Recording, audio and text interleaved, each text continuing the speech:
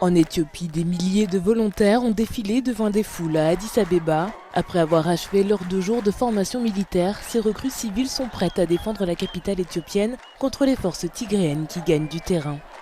Le nombre de volontaires qui s'inscrivent pour défendre la capitale augmente au fur et à mesure que la guerre entre l'armée éthiopienne et les combattants du Tigré se rapproche.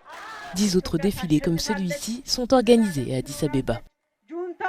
L'Éthiopie l'emportera. Ils sont très peu nombreux, nous avons trop de monde pour eux. Nous sommes unis et nous faisons avancer l'Éthiopie ensemble. À Addis Abeba, des officiers citoyens patrouillent la nuit à la recherche de membres potentiels du TPLF. Lorsque leurs recherches aboutissent, ces derniers sont arrêtés. Cette situation préoccupe les Nations Unies qui affirment que la majorité de détenus incarcérés sont des personnes issues de l'ethnie tigréenne. Nous avons trouvé des sympathisants et des membres du TPLF.